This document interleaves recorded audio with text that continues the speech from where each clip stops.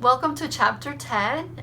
This video is going to cover global services, which is a really cool chapter because we've been talking about products and how do we move products from the US to other countries or vice versa, but we haven't really made a distinction between products and services. So it's really important for us to know those differences. So, why are services so important and why are they so different when we go abroad? Those are questions that we're going to answer during this video. Most of services are created in countries that are more developed. Usually, for example, here in the US, our GDP is 80% services, as opposed to other countries such as India that only has 47% services, China only 52%, and Mexico 67% services. So within those countries, that's the output, right? The GDP of products and services varies from country to country. Now, when it comes to exports, exporting services from one country to the next, only 30% of exports belong to the term services. And I'll come back to that in a bit as to why that happens. But the first thing I want to address is what is the difference between a product and a service? What is the difference, for example, of a cosmetic, mascara or lipstick or makeup versus getting a facial? What is the difference between buying a car or getting on a plane, booking a flight, going somewhere? What are those differences? And the difference is that one's a product and the other one's a service. Now, services have 4 characteristics that make them services. And so you can take a look at each of those characteristics and decide whether or not something is a service, although most of the products that we have are some part product and another part service, right? So going back to those characteristics, the first characteristic is that services are intangible, meaning that you cannot touch them. They are not physical. It's not like you can grab the look at the mascara, right? You can't touch it, you can't see it. A facial, on the other hand, is a specific process done to your face, and it's not tangible. You can't really touch that process, right? The second one is that services are not the same from one to the other. So you might walk into a restaurant and get service from a waiter one day and have great service, and then you come back a month after and you have another waiter or waitress, and they might not give you such a good service, and you have that discrepancy of quality.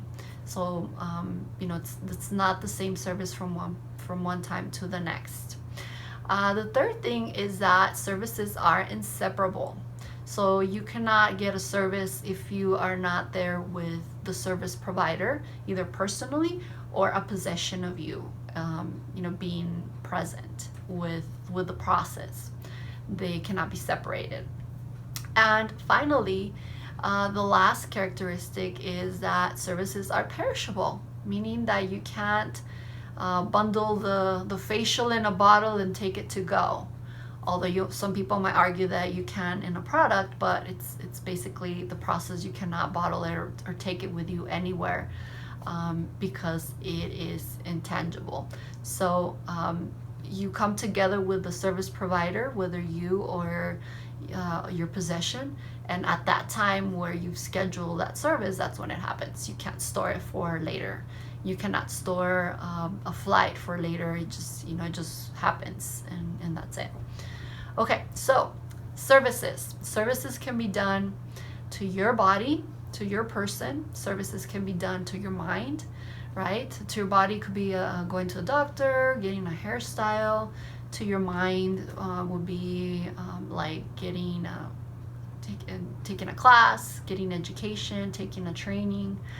And there are other types of services that are done to your possessions. So if you have a vehicle that needs repair, that's a service. Maybe a home repair, yard cleaning or home cleaning, that's also a service. So it is done not to your person, but to something that you own. So, going back to products and services being mixed, most products are a mix of products and services, and we can take a look at it as a continuum. And most products and services that have a mixture of those, like for example, a restaurant, you get the product, which is food, and you have the service from the waiter as well.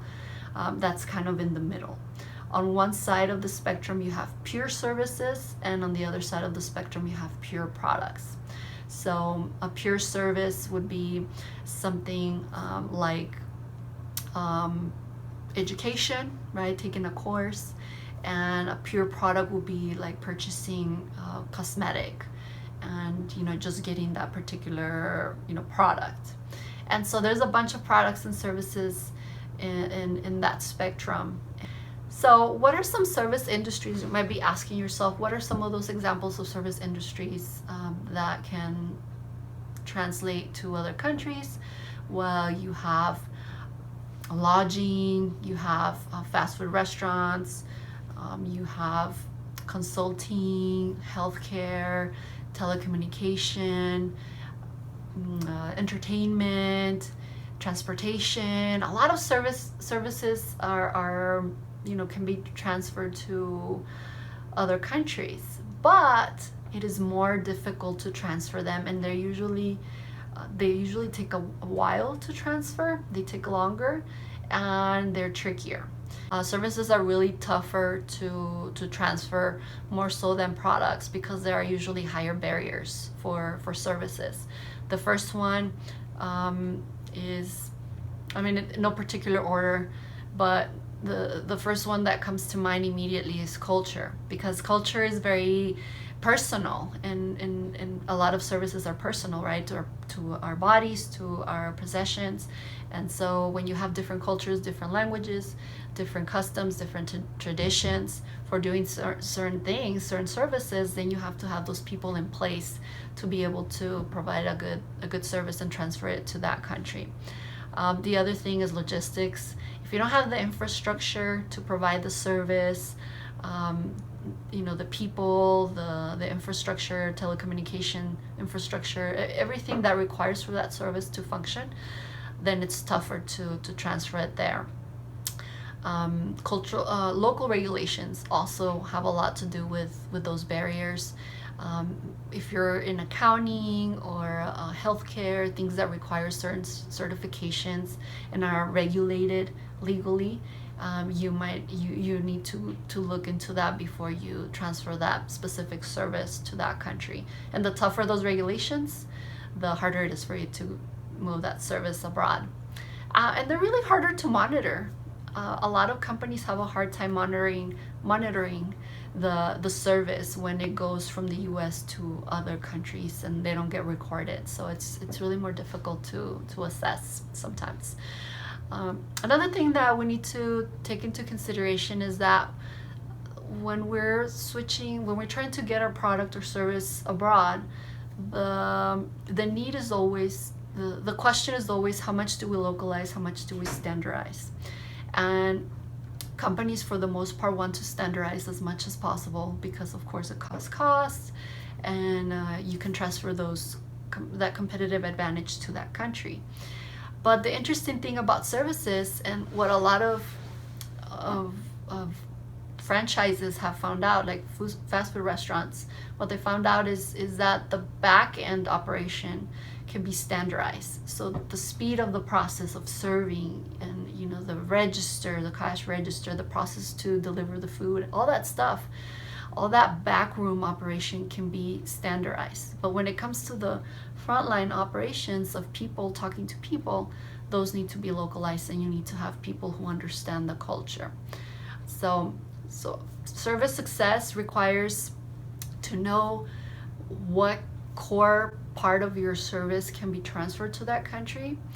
It requires for us to go into a country that has a similar infrastructure that allows us to provide that service, and also localize those key features that need to be adapted for them to work.